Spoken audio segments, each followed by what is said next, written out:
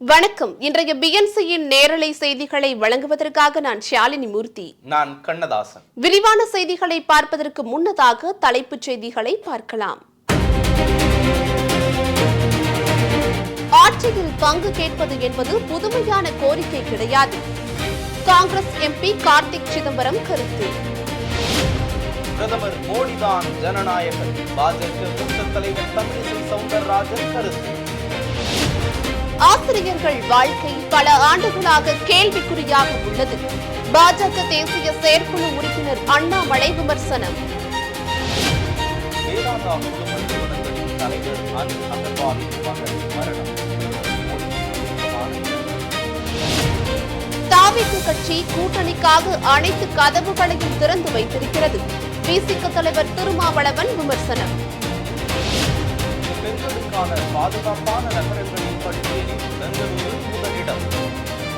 125 நகரங்களின் தரவரிசை பட்டியலை வெளியிட்டு அறிக்கை. மகளிர் உரிமை தொகை விடுபட்டவர்களுக்கு யூடியூப் சேனலில் ஓடிபி வரும். எந்த யூடியூப் சேனல் என்று குழம்பிய மக்கள்.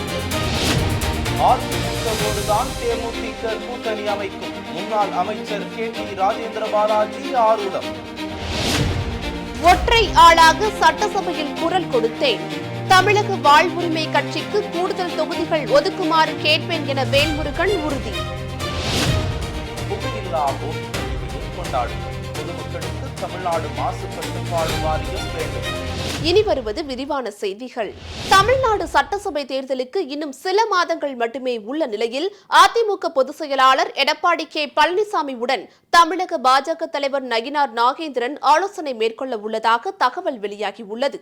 ஜனவரி 23ஆம் தேதியன்று என்டிஏ கூட்டணி தொடர்பான முக்கிய அறிவிப்பு வெளியாகும் என எதிர்பார்க்கப்படும் நிலையில் பேச்சுவார்த்தை நடத்தப்பட உள்ளதாக தகவல் வெளியாகியுள்ளது.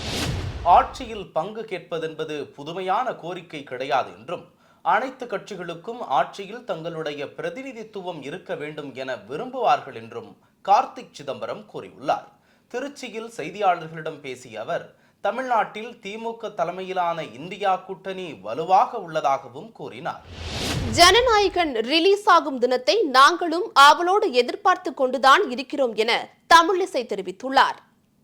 பாஜக மூத்த தலைவர் தமிழிசை சவுந்தரராஜன் வெளியிட்டுள்ள எக்ஸ் தள பதிவில், இந்த உலகமே மதிக்கும் மிகப்பெரிய ஜனநாயகன் நமது பாரத பிரதமர் நரேந்திர மோடி. ஜனநாயக முறைப்படி நடக்கும் மதிப்பிற்குரிய ஜனநாயகனும் நமது பாரத பிரதமர் தான் என்று குறிப்பிட்டுள்ளார். நேற்றைய தினம் வழக்காடு மன்றத்திலேயே இந்த சென்சார் சர்டிபிகேட்டுக்கும் மத்திய அரசிற்கும் எந்த தொடர்பும் இல்லை என்று தெளிவாக வலியுறுத்தப்பட்டிருக்கிறது என்றும் தமிழிசை சவுந்தரராஜன் பதிவிட்டுள்ளார். மாணவர்கள் தங்கள் பெற்றோர்களின் உழைப்பிலும் ஆசிரிய பெருமக்கள் அக்கறையிலும் சாதனை செய்யும் போது வெட்கமே இல்லாமல் திமுக ஸ்டிக்கர் ஒட்டி முதலமைச்சர் மு.க.ஸ்டாலின் பெருமை பேசுவதாக பாஜக தேசிய செயற்குழு உறுப்பினர் அண்ணாமலை குற்றம் சாட்டியுள்ளார். இது தொடர்பாக அவர் வெளியிட்டுள்ள அறிக்கையில், மாணவர்களை உருவாக்கும் ஆசிரியர்களின் வாழ்க்கை பல ஆண்டுகளாக கேள்விக்குறியாக இருப்பதை தொடர்ந்து புறக்கணித்து வருவதாகவும் அண்ணாமலை குற்றம் சாட்டியுள்ளார். ஊழல் குற்றச்சாட்டு தொடர்பாக அமலாக்கத்துறை அனுப்பிய புகார் கடிதங்களின் அடிப்படையில் லஞ்ச ஒழிப்புத்துறை போலீசார் விசாரணையை தொடங்கியுள்ளனர். லஞ்ச ஒழிப்புத்துறைக்கு அளித்த புகார் மனு மீது இதுவரை எந்த நடவடிக்கையும் எடுக்காததால் வழக்கு பதிவு செய்து நடவடிக்கை எடுக்க உத்தரவிடக் கோரி இன்பதுரை சென்னை உயர்நீதிமன்றத்தில் மனு தாக்கல் செய்திருந்தார். அமைச்சர் KN நேருவுக்கு எதிரான முறைகேடு வழக்கை பிள்ளைகளுடன் நீதிமன்ற விசாரணைக்கு பட்டியலிட முடியாது என அதிமுக எம்பி இன்பதுரை தாக்கல் செய்த மனுவை நீதிமன்ற பதிவுத்துறை திருப்பி அனுப்பியுள்ளது. தாவேக கட்சி கூட்டணிக்காக அனைத்து கதவுகளையும் திறந்து வைத்திருக்கிறது என்று விடுதலை சிறுத்தைகள் கட்சி தலைவர் திருமாவளவன் கிண்டலடித்துள்ளார். தீபாவளி பொங்கலுக்கு ஆஃபர் கொடுப்பது போல ஆட்சியில் பங்கு தருகிறோம் என ஆஃபர் கொடுத்து விஜய் காத்து கொண்டிருப்பதாகவும் திருமாவளவன் தெரிவித்துள்ளார். பெண்களுக்கு பாதுகாப்பு மற்றும் சிறந்த சூழல் உள்ள இடங்களின் பட்டியலில் பெங்களூரு முதலிடம், சென்னை 2வது இடமும் பிடித்துள்ளது. அவதார் குழுமம் என்ற ஆலோசனை நிறுவனம் பணியிடம் கலாச்சாரம் குறித்து ஆய்வு செய்து ஆண்டுதோறும் அறிக்கை வெளியிட்டு வருகிறது. பெண்கள் பணியாற்ற சிறந்த இடம், பாதுகாப்பு, சிறந்த கட்டமைப்பு, சுகாதாரம், வேலைவாய்ப்பு, சிறந்த சூழல் என பல அம்சங்களை ஆராய்ந்து நாட்டில் உள்ள 125 நகரங்களை தரவரிசைப்படுத்தியுள்ளது. வேதாந்தா குழும நிறுவனங்களின் தலைவர் அனில் அகர்வாலின் மகன் அக்னிவேஷ் அமெரிக்காவில் மாரடைப்பால் காலமானார். அமெரிக்காவில் பனிச்சறுக்கு விளையாட்டில் ஈடுபட்டிருந்த போது விபத்தில் சிக்கி படுகாயமடைந்தார். நியூயார்க் மருத்துவமனையில் சிகிச்சை பெற்று வந்த நிலையில் திடீர் மாரடைப்பு காரணமாக உயிரிழந்தார். இந்த தகவலை அனில் அகர்வால் தனது எக்ஸ் தளத்தில் உருக்கமாக பதிவிட்டிருந்தார்.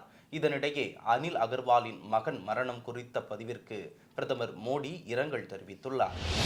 வங்கக்கடலில் உருவாகியுள்ள ஆழ்ந்த காற்றழுத்த தாழ்வு மண்டலம் காரணமாக தமிழ்நாட்டில் திருவாரூர், நாகப்பட்டினம் உள்ளிட்ட 6 மாவட்டங்களில் கனமழை பெய்ய வாய்ப்புள்ளது என்று வானிலை ஆய்வு மையம் தெரிவித்துள்ளது. இது தொடர்பாக இன்று வெளியிடப்பட்டுள்ள அறிவிப்பில் தென்கிழக்கு வங்கக்கடலில் ஆழ்ந்த காற்றழுத்த தாழ்வு மண்டலம் உருவாகியுள்ளது எனவும் அது நாளை மாலை அல்லது இரவு இலங்கை கடற்கரையை கடக்க வாய்ப்புள்ளதாக வானிலை ஆய்வு மையம் தெரிவித்துள்ளது. கடலோர தமிழ்நாட்டில் அநேக இடங்களிலும், புதுச்சேரி மற்றும் காரைக்கால் பகுதிகளிலும், உள் தமிழ்நாட்டில் ஒரு சில இடங்களிலும் நாளை இடி மின்னலுடன் கூடிய லேசானது முதல் மிதமான மழை பெய்யக்கூடும் எனவும் வானிலை ஆய்வு மையம் தெரிவித்துள்ளது. மகளிர் உரிமை தொகை விடுபட்டவர்களுக்கு யூடியூப் சேனலில் ஓடிபி வரும். அதை அவர்கள் கொடுத்தால் கண்டிப்பாக இந்த திட்டம் அனைவரையும் சென்றடைய முதலமைச்சர் நடவடிக்கை எடுப்பார் என அமைச்சர் மூர்த்தி தெரிவித்துள்ளார். பொங்கல் பரிசு தொகை வழங்கும் விழாவில் மூர்த்தி பேசியதை கேட்ட பொதுமக்கள், அமைச்சர் ஏதோ ஒரு யூடியூப் சேனலில் ஓடிபி வரும் என சொல்லிவிட்டு போகிறாரே, எந்த யூடியூப் சேனல் என்று குழப்பத்துடன் கேள்வி எழுப்பியவாறே அங்கிருந்து கலைந்து சென்றனர். அதிமுகவோடுதான் தேமுதிக கூட்டணி அமைக்கும் என்று முன்னாள் அமைச்சர் KT ராஜேந்திர பாலாஜி கூறியுள்ளார். விருதுநகரில் பேசிய ராஜேந்திர பாலாஜி, வலுவான கூட்டணியை அதிமுக பொதுச் செயலாளர் பழனிசாமி அமைப்பார் என்றும் அதிமுக அமோக வெற்றி பெறும் என்றும் கூறினார். தேமுதிக பொதுச் செயலாளர் பிரேமலதா தனது கணவரின் கொள்கைக்கு எதிராக செல்ல மாட்டார் என்றும் கூறியுள்ளார். பள்ளிக்கல்வித்துறையின் பன்னாட்டு புத்தக காட்சி சென்னையில் கலைவாணர் அரங்கத்தில் ஜனவரி 16 முதல் 18ஆம் தேதி வரை 3 நாட்கள் நடைபெற உள்ளது. இதுவரை இல்லாத அளவிற்கு 103 நாடுகளின் பிரதிநிதிகள் பங்கேற்கின்றனர். தமிழகத்திலிருந்து 90 பதிப்பாளர்களும் 8 இந்திய மாநிலங்களிலிருந்து 42 பதிப்பாளர்களும் பங்கேற்கின்றனர்.